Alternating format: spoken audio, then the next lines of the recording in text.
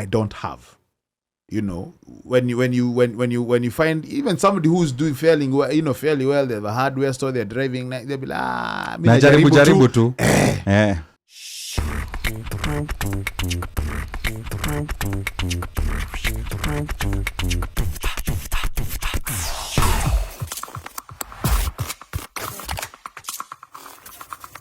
You going back to Jamaica, what does your average Jamaican think of when they think about a Kenyan, when they think of Kenya? You know, if you ask me this, when I used to live in Jamaica, I'd have to answer, they don't know what you're talking about. But now that I've gotten older, and especially on Facebook, I meet a lot of Jamaicans who've actually been to Kenya. So the average Jamaican, I don't know. I don't know what they would think of Kenya, but the ones who are looking outward, the conscious ones, I would say, is motherland, home. Wow. Okay. All right. So that's quite interesting.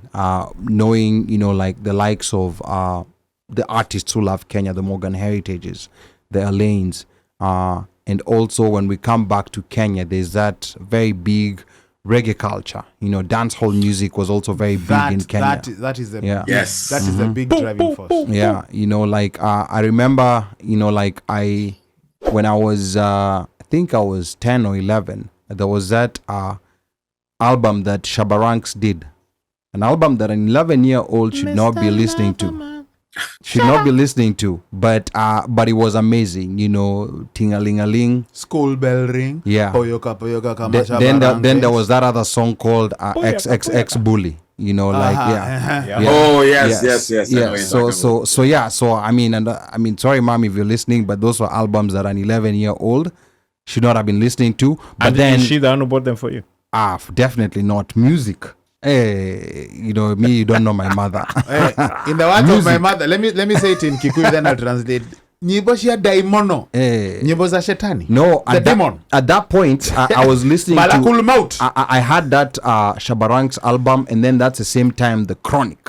Dr. Dre was being. That's another album. No 11-year-old should have been listening to, but it's a past. But cool kids will get those ones. But carry on. But it's a past. So that's very interesting because that Jamaican culture is very big in Kenya. Now, when you listen to Kenyans speak negatively on issues happening back home, I think you even heard it like right here on the comments, and even right here on the show. And he has commented. You've been hearing this. But what comes to your mind, or what is it that you feel Kenyans take for granted about our country, Afro-Jamaican? There's a certain freedom that I think Kenyans have that they don't realize. You can build your house the way you want. You can park your car where you want. I got a ticket for $90 for parking on my lawn, my own grass, my own property. $90 ticket. $90. Yes, $90. Is that because that's something in the city? The bylaw, you cannot park on the grass. So my tire just barely touched the lawn. Oh, and you have those environmental or whatever they're called who walk around? Yes. Okay. Wow. So and another thing Kenyans take for granted, the food. Wow. When I went to Kenya and came back, the food here just didn't do it anymore. It didn't slap never right. the same again. Yeah, it didn't slap right. It didn't slap right. Yeah. Yes, you're right. I saw milk being kept on the counter. Here you have to put the milk in the fridge. Correct. You have to put the eggs in the fridge. Yes. Yeah. So there are a lot of things that they take for granted. The weather, perfect weather. And the opportunity to make money. But I do understand why some of them don't see that. Don't get me wrong. It's the same reason I left Jamaica. No, as an adult, I'm like, I should have gone back to Jamaica after school. But some things, hindsight is 2020. That's true. So it's just we have to show them. We have to tell them. We have to also help create opportunities so they don't want to leave. Or if they leave, they just go on a vacation. Hey, I'm going to New York for vacation and come back. Because I'm telling you, as a person in this skin, don't take it for granted being in Africa. You will, no matter how you think you're going to live when you go abroad, being in Africa as that person, not being black, and I don't know if I'm going to explain this the right way. When you're in Africa, you're not black.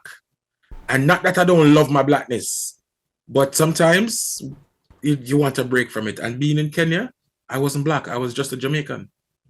Wow. So they need to take that and understand, the privileges they have of being in that country. Being in any black country. Mike, Omosh Mika. I mean, like, Afro-Jamaican is not the first person who's saying this about Kenya. No. If he was the only one who was saying this, we would say, like, oh, he's too spiritually connected. He cannot say anything negative. But he's not the only one who's saying this about Kenya.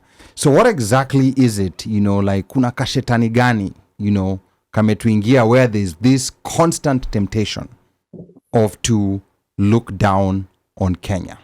Mike, let me start with you. I think you probably even mentioned it earlier when we were referring to one of the comments, how, being told that you're too old to learn. The dark humor. Yeah. And we're very good at that. Yeah, and I think for us, we've become so desensitized at not looking at the glass as half full. It's what we don't have. Okay. And even the people who do have always have that mentality of I don't have. When you find even somebody who's doing fairly well, they have a hardware store, they're driving, they'll be like, jaribu tu. It's I don't know what exactly it is, but it is not. It's ideally not looking at your glass as half full. Yeah. You're looking at everything as half empty. I don't have this. I haven't gotten this. This is what I want. I can't get that. But sometimes you don't even take stock of already what you have. You don't, like if let's say you're not going to bed hungry. There are people who are going to bed hungry. Yeah. Right. So you don't take stock of that. You're like, no, I need to do this. I need to do this. And there's also that thing of I think keeping up with the Joneses. Trying to that mentality of like, I see Ali is doing this. He's flossing, socialite or whatever, and it is sort of enveloping us. So we look at this, we want this, and then. But when the rubber meets the road, you find that it is difficult or whatever. And even trying to earn decent. Sometimes you have enough money, but you're conning people. I know, right? So exactly what exactly that's what is it. I think that is our mentality that we need to break out of. We like he was saying, he's offering somebody land to go farm. How many people are going to offer you a land and ulime, go and do something? Wow. Okay. Think about that. Yeah. Right? Like you're like you take stock of that. But us over here, we're like, man, if somebody was given a chance at unapewa shamba kwenda kulima, some people would probably just go there and say, you know what, let me just go and manage my challenges. People would rather go a whole day, go line up for WorldCoin. And get their iris taken a picture, scanned or whatever. Yeah. And again, that is the thing, dark humor, but we are desensitized. It's like we've been programmed just to look at the Madhogodhanio. Yeah. The bullshit. It's amplified. The negative is amplified too much. Always. Yeah. Look at even like now, for example, like even media. If let's say, for example, we are trying to look at, let's say, Kipchoge Keino, good things. People don't want to, let's say, like when let's say, for example, Jimmy Wanjigi is talking about finance bill, trying to educate people.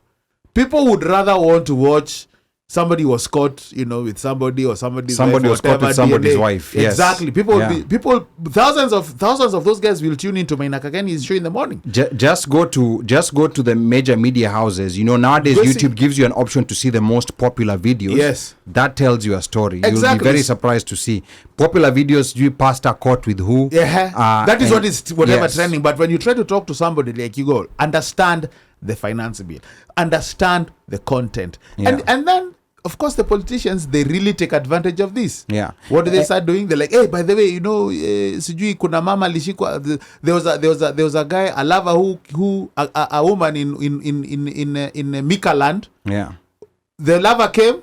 The ex-husband of somebody that disappeared for 17 years, the boyfriend was kicked out. And that's shown in the mainstream news. And that made news. Made the news. You're kidding me? Yeah. So that is where we are.